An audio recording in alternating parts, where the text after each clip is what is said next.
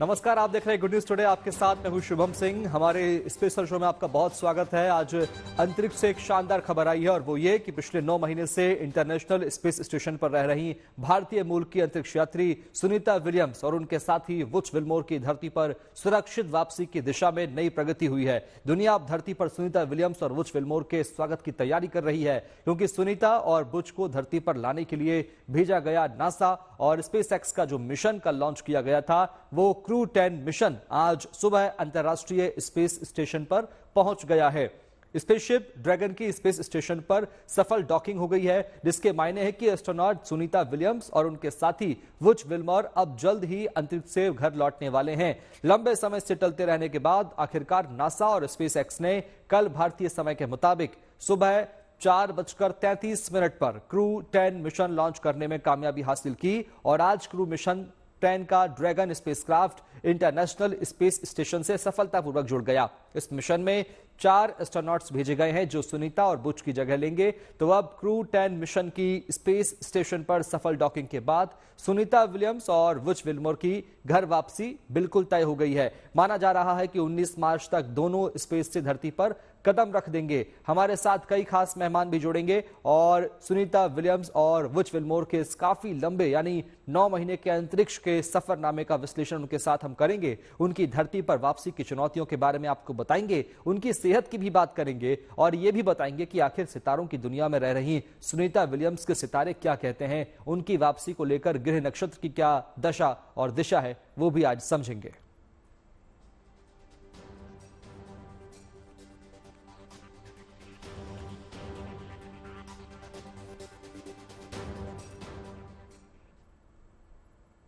और आगे बढ़ने से पहले आपको दिखाते हैं आज अंतरिक्ष से कुछ खास तस्वीरें सामने आई जो आपको देखना बहुत जरूरी है। आज आप देखिए, आपकी स्क्रीन पर 3 तस्वीरें हैं जो सुनीता विलियम्स की वापसी के अहम पड़ाव की बेहद खास तस्वीरें हैं। फ्लोरिडा से फॉल्कन 9 रॉकेट से 4 अंतरिक्ष यात्री इंटरनेशनल स्पेस स्टेशन पहुंच चुके हैं और उनकी खुशी वहां पहले से मौजूद अंतरिक्ष यात्रियों के चेहरे पर साफ साफ झलक रही है। आप भी देखिए इन 3 तस्वीरों को। जिस वक्त क्रू 10 के सदस्य अंतर्राष्ट्रीय अंतरिक्ष स्टेशन के अंदर दाखिल हुए, उनके स्वागत के लिए खुद वहां सुनीता विलियम्स मौजूद रहीं। सुनीता विलियम्स हाथों में कभी कैमरा लिए फोटोग्राफी करती नजर आई, तो कभी उनके हाथ में माइक थामकर साथियों का संबोधन भी किया। ये तस्वीरें बता रही है कि सुनीता विलियम्स और अन्य अंतरिक्ष यात्रियों की खुशी का ठिकाना नहीं था। अब पूरा भरोसा है कि नासा और स्पेस एक्स का यह मिशन सफल होगा। जल्द सुनीता विलियम्स और वुच विल्मोर वापस धरती पर लौट आएंगे।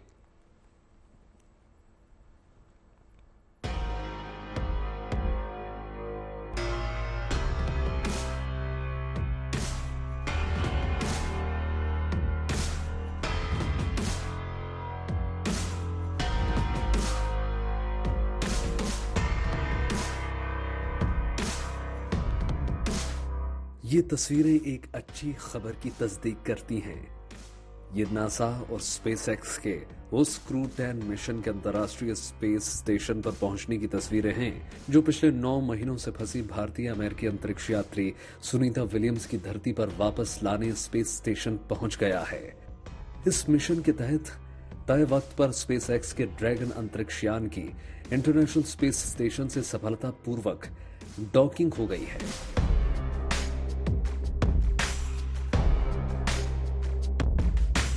स्पेसशिप ड्रैगन में 2 अमेरिकी और जापान के साथ रूस के 2 अंतरिक्ष यात्री भी अंतरिक्ष में भेजे गए हैं। ये मिशन उन अंतरिक्ष यात्रियों को अंतरिक्ष में छोड़ेगा और वहां से सुनीता विलियम्स और बुच विल्मोर को लेकर वापस लौटेगा। नासा और स्पेसएक्स ने भारतीय समय अनुसार कल सुबह 4:30 बजे अपना क्रू 10 मिशन लॉन्च किया था। इस मिशन का मकसद भारतीय अमेरिकी अंतरिक्ष यात्री सुनीता विलियम्स और उनके साथी बुच विल्मोर को पृथ्वी पर वापस लाना है। नासा के मुताबिक अब सुनीता विलियम्स और बुच विल्मोर के 19 मार्च तक अंतर्राष्ट्रीय अंतरिक्ष स्टेशन छोड़ने की संभावना है। सुनीता विलियम्स और बुच विल्मोर पिछले 9 महीनों से अंतरिक्ष में फंसे हुए थे। वो बोइंग के स्टारलाइन स्पेसक्राफ्ट से सभी का इन तमाम खास मेहमानों का सबसे पहले आप ही के पास आ जाता हूं। प्रणब शर्मा जी, कैसे हालात हैं इस समय अंतरिक्ष के और क्या क्या चुनौतियों का सामना उन्हें करना पड़ा होगा इन 9 महीनों में, और अब जब 9 महीने बाद उनकी धरती पर वापसी हो रही है तो सावधानियां सबसे पहले क्या बरतनी होगी?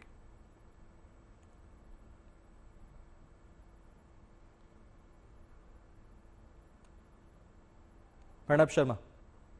हाँ, ओह सॉरी। स्पेस स्पेस बहुत ही अनफॉरगिविंग जगह है, और स्पेस में रह पाना एक बड़ी मुश्किल की बात है। इसलिए बहुत सारे एस्ट्रोनॉट्स बहुत रिगरस ट्रेनिंग से जाते हैं, और बहुत मुश्किल होता है सिलेक्शन प्रोसीजर। जब आप बहुत एक्सटेंडेड टाइम पे स्पेस में रहते हैं तो सबसे ज्यादा तो मसल और बोन डेंसिटी का लॉस होता है, क्योंकि ग्रेविटी, आपका बॉडी जब डेवलप होता है तो ग्रेविटी के आप आदी होते हैं, और आपके बॉडीली फंक्शंस उस तरीके से वर्क करते हैं। तो ओवर टाइम मसल और बोन डेंसिटी का लॉस हुआ होगा, जैसा कि हम जानते हैं, जो ऑब्जर्व भी किया है। विजन इम्पेयरमेंट होता है, क्योंकि इंट्राक्रेनियल प्रेशर कम हो जाता है, क्योंकि ग्रेविटी नहीं है और बहुत ही माइक्रो ग्रेविटी में आप रह रहे हैं। रेडिएशन एक्सपोजर बहुत ज्यादा, अर्थ के बाहर तो बहुत ज्यादा रेडिएशन एक्सपोजर है। हम अर्थ पे रेडिएशन एक्सपोजर से इसलिए बचे रहते हैं क्योंकि अर्थ की मैग्नेटिक फील्ड है जो हमें बचा के रखती है। उसके अलावा आइसोलेशन और कन्फाइनमेंट के तो अपने चैलेंजेस हैं, मेंटल चैलेंजेस हैं, स्ट्रेस के अपने चैलेंजेस हैं, और जो सबसे बड़ी प्रॉब्लम होती है प्रोलॉन्ग्ड स्पेस स्टेज में, वो होता है स्पेशियल डिसोरिएंटेशन, बैलेंस इश्यूज, कि आप को डायरेक्शन का सेंस मुश्किल हो जाती है, क्योंकि माइक्रोग्रेविटी के इफेक्ट्स की वजह से ये होता है। स्लीप डिस्टर्बेंसेस होते हैं, क्योंकि 16 साइकिल होते हैं। अगर आप इंटरनेशनल स्पेस स्टेशन पे हैं तो लगभग 16 cycle of sunrise and sunset होते हैं। हमारा एक साइकिल होता है। फ्रीक्वेंट सनराइजेस की वजह से आपकी जो सर्केडियन रिदम है वो पूरी कंप्लीटली डिस्टर्ब हो जाती है, और आप एक बिल्कुल ही एनक्लोज्ड एटमॉस्फेयर में है जो बहुत ही टेक्निकली डिजाइंड है। उसके लाइफ सपोर्ट सिस्टम्स उतने ही हैं जितने मैक्सिमम उस कैपेबिलिटी पे बन सकते हैं। International space station over time इतना अपग्रेड होने के बावजूद भी बहुत प्रिमिटिव चीजों का ध्यान रखता है, और हर चीज बहुत रिसाइकिल होके आपको यूज करनी होती है। कम्युनिकेशन डिले होता है, इक्विपमेंट फेलियर की वजह से, चूंकि ये ऑलमोस्ट 9 मंथ वहां रहे हैं, वो प्रॉब्लम हुई होगी। न्यूट्रिशनल प्रॉब्लम्स हुई होंगी, और इतना ज्यादा solar flare, space radiation exposure हुआ है, तो उसकी वजह से बहुत सारे बॉडीली चेंजेस हुए होंगे। ऐसा एक्सपेक्टेशन है। जब वो लैंड करेंगे उसके बाद हेल्थ चेकअप के बाद समझ में आएगा कि कितना बॉडी पे फर्क पड़ा है। बट जो बड़ी इंटरेस्टिंग बात है इन सब में, ये सब कहने के बावजूद, जो सबसे इंटरेस्टिंग बात यह है कि स्पेस के हिसाब से, हमारे हिसाब से वो लगभग 9 महीने थे स्पेस में, पर स्पेस के हिसाब से उनका सिर्फ 7.5 माइक्रो सेकेंड्स टाइम चेंज हुआ है। तो अगर उनकी एज जब वो गए थे और अब जब वो लौटेंगे, स्पेस के हिसाब से 7.5 माइक्रो सेकेंड्स का डिफरेंस है, हमारे हिसाब से 9 महीने का डिफरेंस है। बट वो पूरा डिफरेंस, वो फिजिकल अंडरस्टैंडिंग और बायोलॉजिकल अंडरस्टैंडिंग जो कंप्लीटली डिफरेंट है, कि बोन डेंसिटी कम हो गई, मसल लॉस हो गया, वो सारी चीजें बड़ी इंटरेस्टिंग देखने को मिलेंगी कि एजिंग नहीं हो रही है बट फिर भी बॉडीली फंक्शंस पे कितने इफेक्ट्स आते हैं। बिल्कुल, ये बड़े बदलाव आपने बताया, और जाहिर सी बात है कि जब वो वापस आएंगी तो इसके बदलाव उनको हमें देखने को भी मिलेंगे।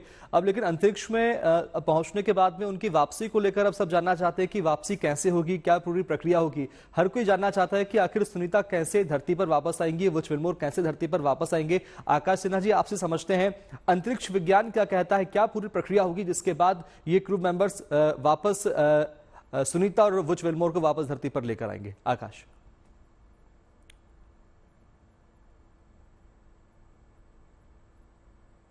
प्लीज अनम्यूट कर लीजिए आकाश जी। जी, धन्यवाद। मैं सबसे पहले कॉन्ग्रेचुलेट करना चाहूँगा स्पेसएक्स को और हमारे एस्ट्रोनॉट सुनीता विलियम्स को। और अब तो मेरे ख्याल से वापसी is just a matter of few days, but एक चीज़ हमें ज़रूर, जो विच इज़ हमारे लिए बहुत प्राइड की बात है कि सुनीता विलियम्स जी ने बहुत ही धैर्य से इस समय को निभाया, और हम्म। इस टाइम में उन्होंने दो बड़े अचीवमेंट्स लिए। एक तो she became the astronaut, female astronaut with maximum number of space walks. उन्होंने 9 स्पेस वॉक्स की, कुछ 62 घंटे स्पेस वॉक में बिताए। हम्म। और उन्होंने स्पेस से ही बॉस्टन मैराथन में भी पार्टिसिपेट किया, और कुछ 4 घंटे कुछ मिनट में उन्होंने मैराथन भी कंप्लीट किया स्पेस में ही, ट्रेडमिल पे दौड़ के। हम्म। तो ये एक दर्शाता है कि उन्होंने किस तरह से इस चीज को फाइट भी किया, एंजॉय भी किया, और एंड वी आर श्योर कि अब वो सकुशल आ जाएंगे। जहां तक लौटने की प्रक्रिया का सवाल है, तो ये एक बड़ा ही स्टैंडर्ड प्रोसेस है। इनफैक्ट पिछले कई सालों से इंटरनेशनल स्पेस स्टेशन पे हमेशा से कोई ना कोई एस्ट्रोनॉट रहा है, और एक एस्ट्रोनॉट जाता है, एक वापस आ जाता है। हाँ। और इस प्रक्रिया में यूजुअली ये होता है कि एक सेपरेट स्पेस मिशन रॉकेट जाता है, और जिसमें कि एक डॉकिंग मैकेनिज्म रहता है, और वो इंटरनेशनल स्पेस स्टेशन के साथ डॉक कर जाता है। ऐसा हम्म। समझिए जैसे कि अ, जैसे कि जैसे कि आपने देखा होगा कि जब प्लेन लैंड करता है तो प्लेन के साथ उसकी सीढ़ी को डॉक कर दिया जाता है और उसमें फिट हो जाता है। तो स्पेस में ये काफी कॉम्प्लेक्स प्रक्रिया होती है, क्योंकि स्पेस में दोनों बॉडीज का अपना रोटेशन भी होता है, दोनों का अपना मूवमेंट भी है, लेटरल भी एंगुलर भी। और उन सबको कॉम्पनसेट करके बहुत ही प्रिसाइज डॉकिंग की आवश्यकता पड़ती है। इसमें बहुत ही प्रिसाइज सेंसर्स होते हैं, और नासा मिशन में 3D फ्लैश लाइडार यूज होते हैं, जो कि एक, आप कह सकते हैं कि एक 3D फोटोग्राफ जनरेट करते हैं एट 30 फ्रेम्स पर सेकेंड, और फिर उसको यूज करके they are able to dock precisely. और ये डॉकिंग इनफैक्ट इंडिया ने भी शो किया है कि हम भी अब डॉकिंग अचीव कर सकते हैं, स्पेस में डॉकिंग। तो डॉकिंग एक बहुत ही क्रिटिकल पार्ट होता है, और ये अच्छे से हो गया है। तो अब कुछ दिनों के लिए जो नए एस्ट्रोनॉट, जो 4 नए एस्ट्रोनॉट आए हैं, हम्म। वो थोड़ा उनसे टेक ओवर लेंगे। वो मिशन को समझेंगे, और परिस्थिति को समझेंगे, और उसके बाद ये दोनों हमारे एस्ट्रोनॉट्स वापस चले जाएंगे उस मॉड्यूल में जिसने डॉक किया, और फिर वो मॉड्यूल वापस जो है धरती पे लैंड करेगी। और कहा ऐसा ही जा रहा है कि 19 मार्च तक ये हो जाना चाहिए। और अभी पिछली बार जब ये हुआ था, तो जो बोइंग का स्टार लाइनर था उसमें हीलियम लीक्स हो गए थे, और भी प्रोपल्शन में भी प्रॉब्लम्स आई थी, तो इसलिए उसको अनसेफ समझा गया था, तो इसलिए इनको वापस आना पड़ा था हम्म। स्टार लाइनर को एम्प्टी हैंडेड। लेकिन इस बार कोई ऐसी प्रॉब्लम नहीं हुई है, तो वी आर वेरी कॉन्फिडेंट कि अब 19 मार्च को जैसा कि प्लान्ड है, ये लोग बिल्कुल सक्सेसफुली 19 धरती पे मार्च का वापस आ इंतजार है। और जो तकनीकी खामी पिछली बार आई थी, ऐसा इस बार कुछ भी नहीं है। यानी शुभ समाचार बहुत जल्द आने वाला है। 19 मार्च को सुनीता और विल्मोर वापस आ जाएंगे धरती पर, ऐसा आपका कहना है, और हम भी इसकी प्रतीक्षा कर रहे हैं। लेकिन अब सेहत से पहले उनके सितारों की बात कर लेते हैं। सितारे क्या कहते हैं नंदा पांडे जी, वुच विल्मोर और सुनीता विलियम्स के? क्या आपका मैथमेटिक्स, क्या क्या आपके पास आंकड़े हैं? जी। सबसे पहले तो जीएनटी के दर्शकों को, नासा को और सारे स्पेस साइंटिस्ट को, एस्ट्रोनॉट्स को बहुत बहुत अनंत शुभकामनाएं। This is like a miraculous feat, and Sunita ji अब वापस आ रही हैं। पूरी हमारी प्रार्थना है कि सेहतमंद होकर के अच्छे से आए वापस। उनका चार्ट मेरे सामने है। एग्जैक्ट टाइम तो अब नहीं पता मुझे, लेकिन मैंने चंद्र कुंडली से निकाला है। सबसे बड़ी बात है कि उनके सितारे बहुत बुलंद हैं। गज के श्री योग लग्न में जब बनता है तो आपके सारे दोषों को माफ कर देता है। और आप देखिए स्पेस में भी जाके, जैसे अभी हमारे साइंटिस्ट बता रहे थे कि उन्होंने वहाँ स्पेस वॉक भी करी और मैराथन में भी पार्टिसिपेट किया। तो आप सोचिए कि आप धरती पे ना होकर के भी धरती में एक बहुत मेजर फीट में आप पार्टिसिपेट कर रहे हैं और उसमें एक इन्वॉल्व हो रहे हैं। Just like beautiful journey for her also and for us as well.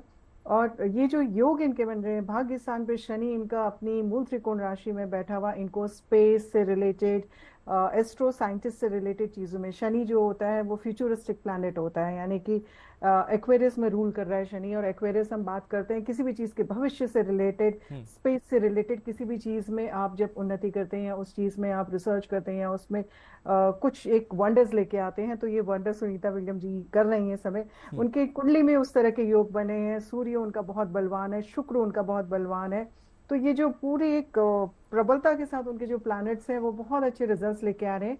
Ketu की इस समय महादशा चल रही है, केतु मंगल की राशि में बैठा हुआ है। मुझे लगता है कि इसी वजह से थोड़ा सा इनके रिटर्न में डिले हुआ, क्योंकि केतु थोड़ा रेस्टलेसनेस का कारक होता है और किसी भी चीज में थर्ड अटेम्प्ट में जाकर के थोड़ा सा बेटर सिचुएशंस लेके आता है। This is almost like third attempt when return का चल रहा है उनका। और अब मुझे लगता है कि बहुत अच्छे से आराम से सेफ लैंडिंग हो जाएगी, क्योंकि इस समय ग्रह बहुत प्रबल हैं, बहुत अच्छे मून ट्रांजिट भी इस समय फेवर कर रहा है।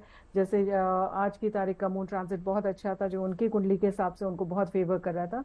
मैं बिल्कुल इसमें कॉन्फिडेंट हूँ कि बहुत अच्छे से आएंगी, लेकिन थोड़ा सा हेल्थ इश्यूज इनको रहेंगे मई तक का। में जो ट्रांजिशन पीरियड अभी पहले आपके खगोल शास्त्री जी प्रवीण जी बैठे थे, बोल रहे थे कि ट्रांजिट होता है, डेफिनेटली इनके लिए मिड मई तक का में थोड़ा सा ट्रांजिट में रहेगा। नॉर्मली जैसे 6 मंथ्स का रहता है, बट आफ्टर मिड मई जैसे ही गुरु का ट्रांजिट हो जाएगा, इनके लग्न में आ जाएगा गुरु, और जैसे ही राहु का ट्रांजिट हो जाएगा जो इनके भाग्य स्थान पे जाएगा, शनि का तो अभी ट्रांजिट हो जाएगा एंड ऑफ दिस मंथ, ये सारे इनके लिए फेवरेबल ट्रांजिट्स हैं। वहां से इनकी जो bouncing back and coming back होगी वो बहुत अच्छी होगी।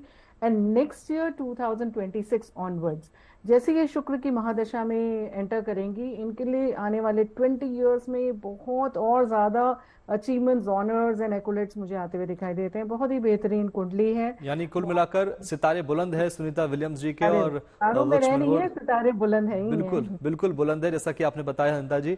अब डॉक्टर मनोज कुमार साहब आपके पास आ जाते हैं। क्या लगता है आपको सेहत में क्या बदलाव देखने को मिलेगा, और जब धरती पर वो आएंगी तो उन्हें क्या सावधानी बरतनी होंगी, कैसे उनका ख्याल रखा जाए, और क्या इतनी आसानी से वो वापस ढल पाएंगी धरती के हमारे आसपास के वातावरण में? जी, आपने बिल्कुल सही कहा। लंबा समय करीब करीब 9 महीने वो लोग माइक्रो ग्रेविटी और जीरो ग्रेविटी में रहे हैं। तो जो हेल्थ हैजार्ड्स होते हैं लॉन्ग स्टे का स्पेस स्टेशन में एस्ट्रोनॉट्स को, उसमें एक इम्पॉर्टेंट चीज है जो सबसे इम्पॉर्टेंट है कि मस्कुलर एट्रॉफी, जो मसल्स होते हैं एट्रोफिड हो जाते हैं, क्योंकि कोई चलने में आपको बल नहीं लगता है। उसी तरीके से एक चीज होती है जिसको हम लोग बोलते हैं कैफेलिक डिस्ट्रीब्यूशन ऑफ फ्लूइड। आप देखते हो कि एस्ट्रोनॉट्स के जो फेस होते हैं वो पफी होते हैं। वो जो फ्लूइड है जो हमारे टांगों में आता है जब ग्रेविटी होता है, वो फ्लूइड जो है आपके फेशियल साइड में जाता है, तो फेशियल पफिनेस होता है। और ऑर्थोस्टैटिक हाइपोटेंशन, कि आप जब का आपका ब्लड प्रेशर जो है वो बड़ा लेवाइल सा हो जाता है, आप खड़े होते हैं तो ब्लड प्रेशर फॉल कर जाता है। इसी तरीके से हमारे को पैनलिस्ट ने भी बताया कि रेडिएशन हैजार्ड्स जो हैं वो होते हैं, जिसकी वजह से कैंसर्स, गट जो है काफी, चूंकि ग्रेविटी नहीं होने की वजह से गट की मूवमेंट हैम्पर्ड होती है, कॉन्स्टिपेशन होता है, गट फ्लोरा में चेंजेस आ जाते हैं। और जो मेन इफेक्ट जो हमारे ब्रेन पे होता है वो वेस्टिबुलर सिस्टम पे होता है, जो हमारे बॉडी के बैलेंस को करता है। और मिनरल लॉस की जहां बात है, 1 से 1.5% आपको पर मंथ लॉस होता है। तो 9 महीने में आप समझ जाइए करीब करीब 10% से ज्यादा बॉडी में मिनरल लॉस हुआ होगा। तो ये सब चीजें जो हैं धरती पे आने के बाद, ग्रेविटी में आने के बाद धीरे धीरे चेंज होती है। बट पूर्णतः ही ये देखिए 4 महीने लग जाते हैं, बट पूरा मिनरल लॉस कवर होगा नहीं होगा ये कहना भी मुश्किल होता है। बट ये जो बैलेंस सिस्टम वगैरह ये थोड़े दिन में ठीक हो जाता है। तो मुझे लगता है कि आने के बाद इन सारी चीजों को जिस तरीके से उनको रिहैबिलिटेशन सेंटर में रखा जाता है और उनको ट्यून्ड किया जाता है फिर से वापस ग्रेविटी के लिए, और खास करके जो कार्डियक इश्यूज हैं जो हार्ट से रिलेटेड हैं, देखिए हार्ट की डीकंडीशनिंग हो जाती है, हार्ट की जो कंट्रैक्टिलिटी है या जो संकुचन की जो क्षमता है हार्ट की वो कम हो जाती है। तो इस तरीके की चीजें जब धरती पे वापस आने के बाद, देखिए एरिथमिया, जो हार्ट रेट इरेगुलर होता है उसके भी इंसिडेंट्स बढ़ जाते हैं। तो इन तमाम चीजों पर ध्यान रखते हुए उनको रिहैबिलिटेट किया जाएगा। थोड़ा समय लगेगा, बट अधिकांशतः देखिए थोड़ा लंबा समय है इसलिए थोड़ा समय भी लगेगा, लेकिन जो भी विकार आते हैं वो रिवर्सिबल होते हैं, उसको वापस हो जाते हैं वो चीज़। बिल्कुल, यानी कि उनकी सेहत में बहुत जल्दी सुधार भी होगा, और ऐसा देखभाल की भी खास आवश्यकता उन्हें होगी। आप लगातार बने रहिएगा। लेकिन इस बीच अब सुनीता विलियम्स की वापसी के मिशन को लेकर वैज्ञानिक नरोत्तम साहू ने क्या कुछ जानकारी दी है, जरा वो भी सुन लीजिए। देखिए, सुनीता विलियम जो Indian origin American star astronaut हैं, सबके लिए इतने पॉपुलर होते हैं, तो इनके हर मूवमेंट में सारा लोगों का जानकारी के लिए इतना उत्साह और इतना इंटरेस्ट बना होता है। जब 2024 जून 5 में इनका पहली बार एक नया मिशन शुरू हुआ, जहाँ पे कि एक पूरा नासा एंड स्पेस एक्सप्लोरेशन के लिए एक नया ऑल्टरनेटिव का स्पेस शटल के लिए ढूंढ रहे थे। ये लोगों का बोइंग का स्टार लाइनर के ऊपर में ये बन करके एस्ट्रोनॉट बन करके वहाँ पे पहुंचा। इनका मिशन सिर्फ 8 डेज का था। इनका जो मिशन चल रहा है तो वो मिशन का एक pilot controller astronaut as well तो मिशन कंट्रोलर करके दोनों को वहाँ पे ऑब्जर्व कर लिए। फिर बीच बीच में इनका काफ़ी बातचीत रहता था, कब आएंगे, कैसे आएंगे, इनका तबीयत कैसा होता है, ये सारा चीज़ होता है। But they have done marvellous job. तो इनका जो रूटीन के हिसाब से होता है तो ये लोग अभी 16 तारीख से 2 दिन तक 18 तारीख तक इनका charge hand over, take over and सारा मीटिंग वगैरह रहेगा। इसके बाद लगभग 18 तारीख में इनका फिर वो डक इन होकर के वहाँ से फिर उतरेंगे। तो वहाँ पे फिर इनका रिटर्न जर्नी शुरू होगा। तो लगभग हमारे इंडियन टाइम के हिसाब से हम लोगों का 19 तारीख का सुबह तारीख जैसे होगा। तो इसके हिसाब से ये लोग फ्लोरिडा में, इनका फ्लोरिडा का जो सी है तो वहाँ पे वो स्प्लैश डाउन होंगे, क्योंकि पानी के अंदर में इनका जो कैप्सूल आएगा वो टच डाउन होगा। तो ये स्प्लैश डाउन जो होगा तो वहाँ पे फिर हम वहाँ का जो नावी जा करके इनको टेक ओवर डिस्कवर करके फिर इनको लेकर के आएंगे। 19 मार्च को ठीक 9 महीने बाद सुनीता विलियम्स धरती पर आ रही है, हम सब के बीच आ रही है, अपनों के बीच आ रही है। और चर्चा लगातार जारी है। हम बात कर रहे हैं उनके वापस आने को लेकर। जो मिशन है उसमें किस तरह की चुनौतियां हैं, किस तरह की प्रक्रिया है और क्या कुछ सावधानियां हैं और कैसे सुनीता धरती पर वापस आएंगी, विस्तार से हम बात करें। खगोल शास्त्री और तमाम मेहमान लगातार बने हुए हैं। प्रणव शर्मा जी, एक बार फिर आपके पास आ जाता हूं। एक अहम सवाल यह भी कि जब अंतरिक्ष यान में प्रवेश करता है यान, उसके बाद में जब वायुमंडल में उसकी एंट्री होती है तो किस तरह की सावधानियां होती है, किस तरह के हालात होते हैं और क्या चुनौतियां सामने आ सकती है उस दौरान?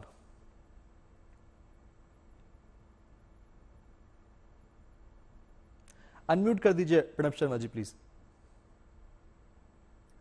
तो जब वहां से डॉक होके क्रू ड्रैगन सेपरेट होके आईएसएस से जब निकलेगा वो बहुत स्लो सेपरेशन होना चाहिए। सबसे इंपॉर्टेंट चीज ये है कि वो ऑर्बिटल एडजस्टमेंट इस तरीके से हो कि वो स्लिंगशॉट से कि वो बहुत स्लोली एंटर करे अर्थ का ऑर्बिट। तो उसके लिए डिपार्चर के टाइम पे जो उसके ऑर्बिट लोअरिंग मैन्यूवर्स हैं वो बहुत स्पेसिफिक होने चाहिए, वो बहुत डेलिकेटली किए जाने चाहिए। उसकी बहुत ट्रेनिंग होती है, उसके प्रॉपर एडजस्टमेंट्स होते हैं, precise adjustments.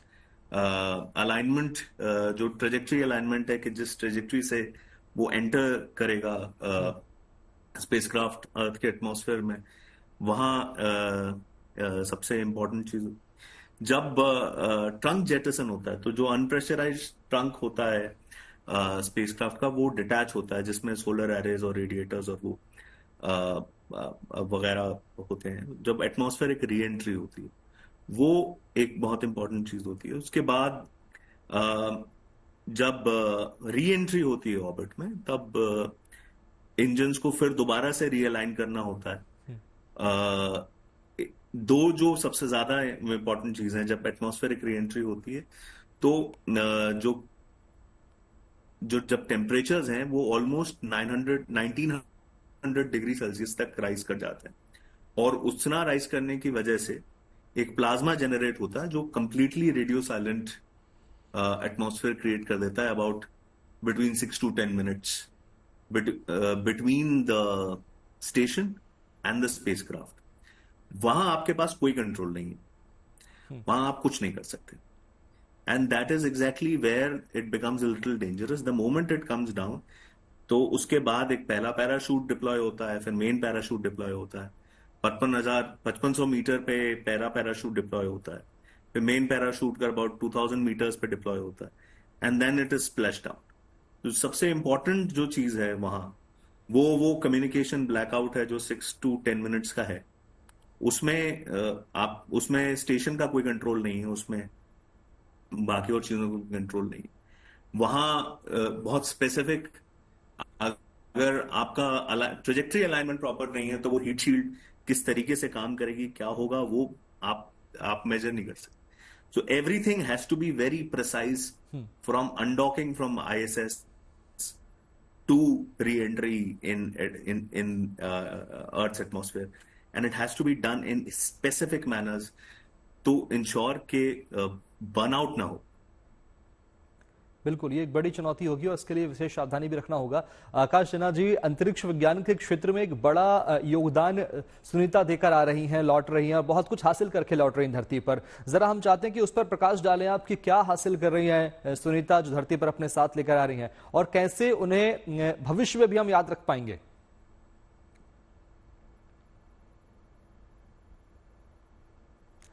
Akash ji, please unmute कीजिए।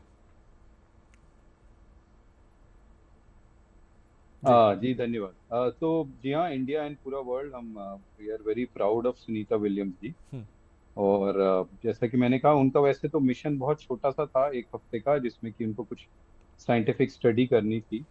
लेकिन अब जब कि वो 9 महीने बिता के आ गए हैं स्पेस के टफ कंडीशंस में, तो ये एक बहुत ही नया डेटा देगा पूरे वर्ल्ड को कि इतने लंबे टाइम तक स्पेस के कंट्रोल्ड एनवायरनमेंट में और उसके सारे रिस्क, रेडिएशन, माइक्रोग्रेविटी, इन सारे इफेक्ट्स के बीच में क्या ह्यूमन बॉडी पे इफेक्ट पड़ रहा है in terms of cardiovascular health, in terms of bone loss, in terms of recovery.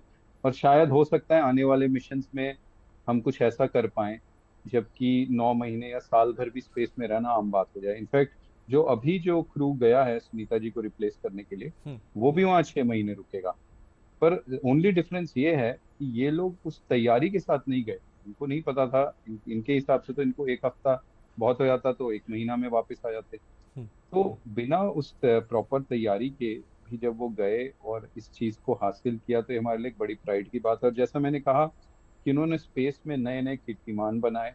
किसी भी फीमेल एस्ट्रोनॉट में 9 बार स्पेस वॉक नहीं किया, 60 घंटे का स्पेस वॉक, मतलब तो ये तो एक वैसे भी विश्व स्तर का रिकॉर्ड है। सबसे ज्यादा स्पेस वॉक, सबसे ज्यादा टाइम स्पेस वॉक करते हुए बिताना। और फिर जैसे मैं कह रहा था कि बॉस्टन मैराथन को स्पेस में एक ट्रेडमिल पे रन करना, तो ये सारे भी उन्होंने कीर्तिमान स्थापित किए। बट आई थिंक स्पेस के रिसर्च के हिसाब से हमें एक वैल्यूएबल डेटा मिलेगा, और हो सकता है कि आने वाले जो आगे के मिशन हो सकते हैं, जो कि बहुत लंबे हो सकते हैं, वहां पे हम एक अच्छी तैयारी कर सकें जब एस्ट्रोनॉट्स साल साल भर भी स्पेस में आराम से रह सकें। बिल्कुल, उनके द्वारा हासिल किया गया शोध और खोज वाकई में भविष्य में बहुत काम आएंगी। आकाश जी, बिल्कुल सही बात आप कह रहे हैं। लेकिन इतने लंबे समय तक अंतरिक्ष में रहने वाली पहली महिला सुनीता विलियम्स बन गई।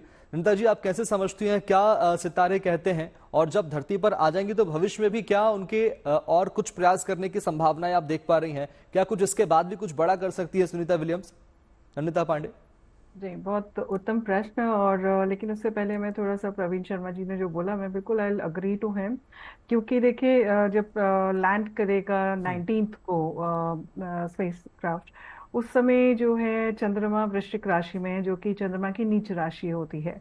तो थोड़ा सा इमोशनल एंजाइटी रहेगी उस टाइम पे for everyone around, including the space crew and जो यहाँ पे वैज्ञानिक बैठे हैं उनके लिए भी।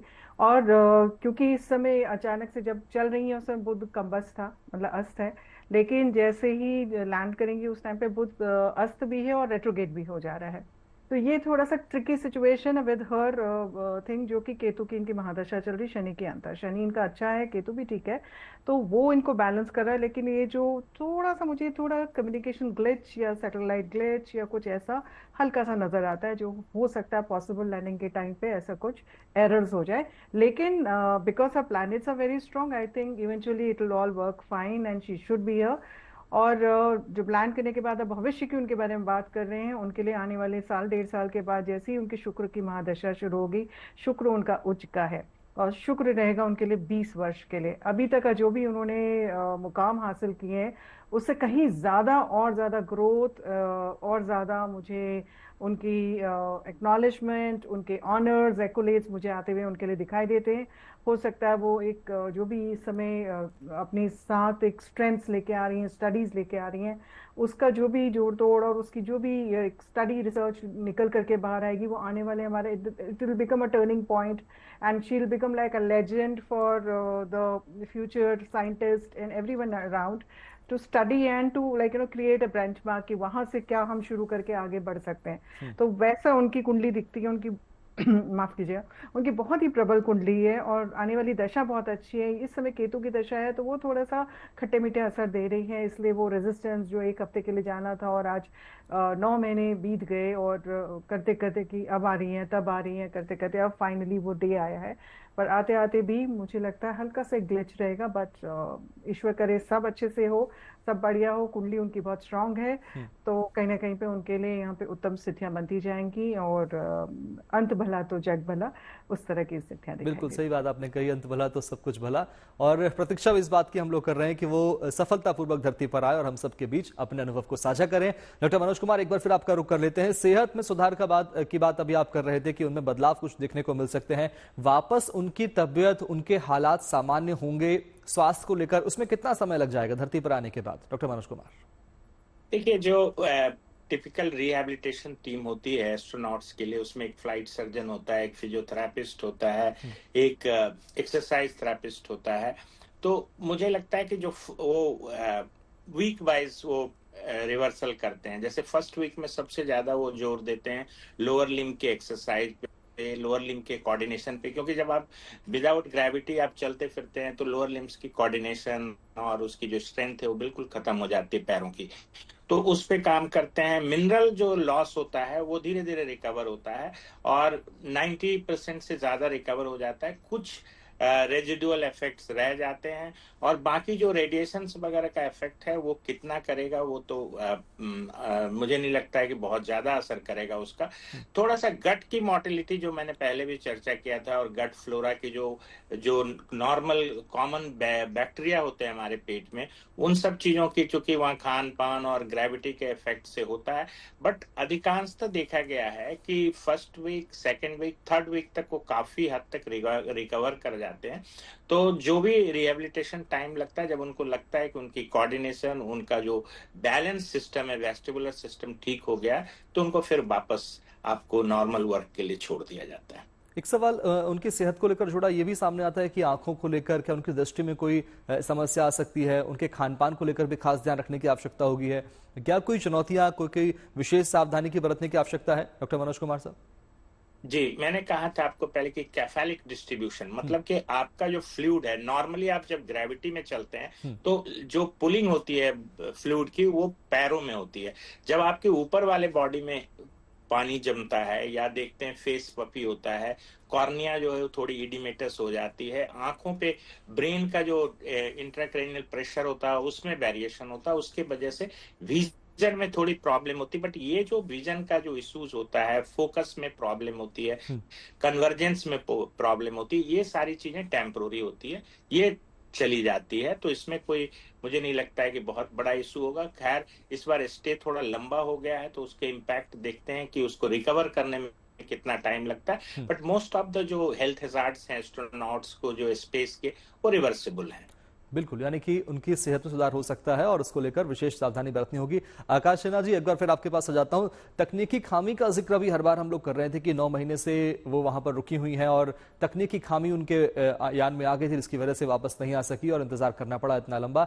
इस बार तकनीकी खामी ना आए उसको लेकर क्या सावधानियां बरती जा रही हैं? इस बार क्या कुछ अलग करके जा रहे हैं कि ये जो उनकी वापसी है वो सफल हो जाएगी?